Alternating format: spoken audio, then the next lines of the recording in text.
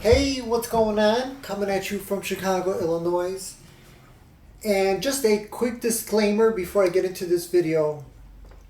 I'm going to be discussing some of the current events taking place with Israel and basically how they're involved in this war and how it involves Bible prophecy. Now, I know that we live in that nanosecond society where we just want to be able to do a quick Google search and find some article that'll give us quick answers, or we want to watch that YouTube video where the title of the video will explain whatever it is we're wanting to have explained. But when it comes to Bible prophecy, it's just as it implies, it's a prophecy. Nobody really knows for sure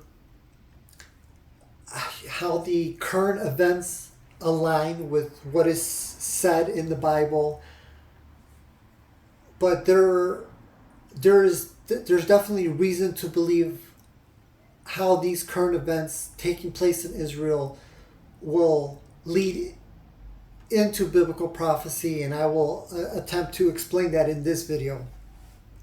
So I'm going to start with this first article. This is from thetrumpet.com, and it's titled Pure Evil on Display in Israel. This is from October of 2023. And the article begins by saying, Hamas's attack on Israel since Saturday has shown to all the world what evil looks like. Some of you may be familiar with who or what Hamas is. Some of you may not. What they are is a terrorist organization that's funded by Iran. And that was information I found through the Washington Times. Getting back to the article, this well-planned offensive executed on a biblically mandated holy day that many Jews observe was not a military operation. It was a multi-pronged terrorist attack against civilians. What kind of civilians? Fleeing crowds that were gunned down by these barbaric terrorists.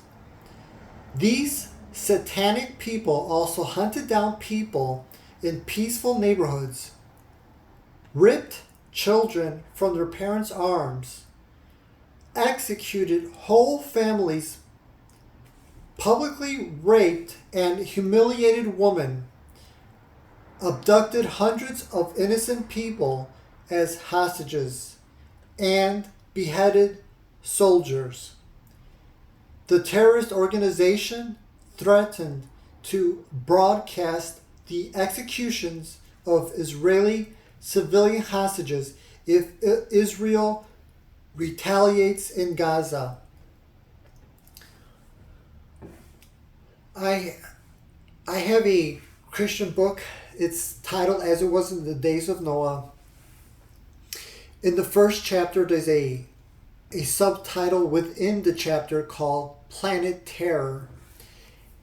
And it was just basically describing the events during Noah's time and just how barbaric and nightmarish their existence was in their time. But I think that is a good adjective to describe this current existence that we live in. It is a planet of terror. And you should understand this new phase that this world has already entered. And the way I would describe this new phase of our current reality is one that is very sinister. And as we move into the future, this world is only going to become more and more sinister. And you have to decide just how seriously or unseriously you're going to take your relationship with your Creator. The article later says that there is much to be said about this catastrophe, about how it could lead to the fulfillment of major biblical prophecies. So, how this war involving Israel and its enemies, more specifically Iran, and how it could lead into biblical prophecy is what I want to talk about in this portion of the video. So,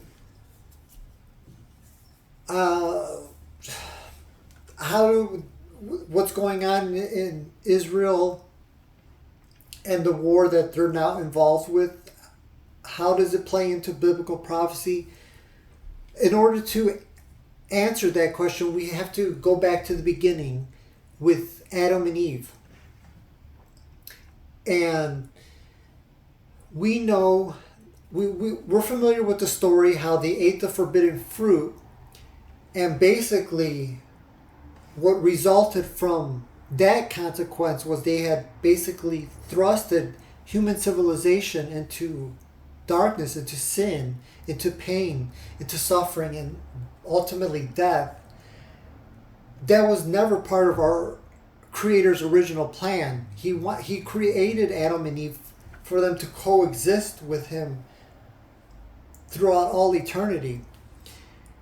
And so after they ate that forbidden fruit, He needed to come up with a plan that would allow Him to be born into His creation and pay the ultimate sin price so that people could free themselves of the chains of sin and reconnect themselves with their Creator. Because when Adam and Eve ate that forbidden fruit, they were basically cut off from their Creator spiritually. So He wanted to come up with a plan to reestablish that relationship with His created humans. And so now, getting back to biblical prophecy, we know that Adam and Eve, they were placed on this earth in the Middle East, and it appears that there's going to be a final showdown that's going to take place in the Middle East, and that's where our Lord and Creator, He's going to return to His world, His creation, just as He said He would. And I'll get a little bit more into it right at the end of this video, but before I do that, in the book Mystery of the Ages by Herbert Armstrong, he says in his chapter, Mystery of Israel, that 7 generations after the flood, the Eternal found a man who would obey Him. His name was Abram. He lived in Haran in Mesopotamia.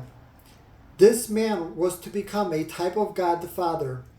It was from him that the nation Israel descended.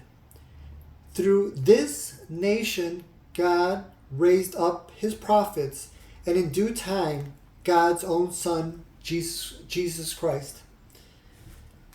So, you take that information and you take the information of the enemy of this world and how he hates everything associated with our Creator.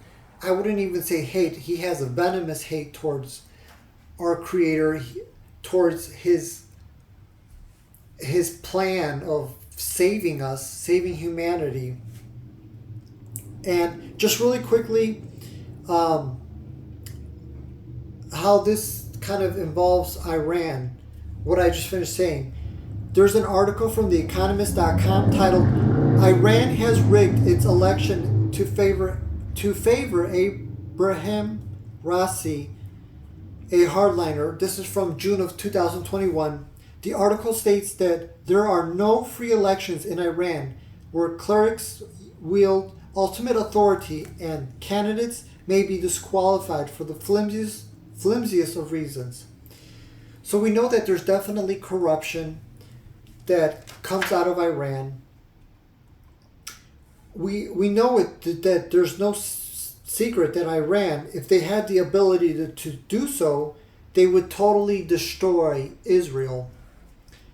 And so basically what I had already made reference to, this world, this creation, it began in the Middle East with the first created humans, Adam and Eve. And it appears that it's just gonna do a 360. We're just gonna kind of go back to from where we started, and it appears that there's going to be a final showdown, a World War III, and that the nation of Israel is going to be involved in that showdown, where quite possibly Iran is going to be involved with attempting to totally destroy Israel. But right before that happens, that's when our Creator he's going to come back to his planet Earth. He's going to return to his creation just as he said he would. And from there on, he's going to establish his new government on this planet Earth. And it's this whole life, this whole existence as we know it, it'll just be a totally different world.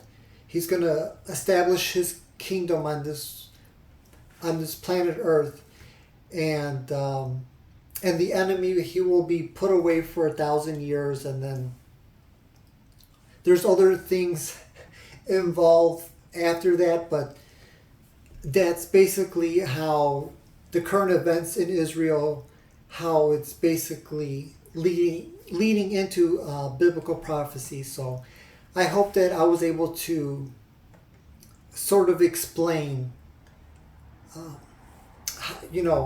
the events in Israel is going to lead to that prophecy. So that was today's video, and I hope to see you guys in the next one.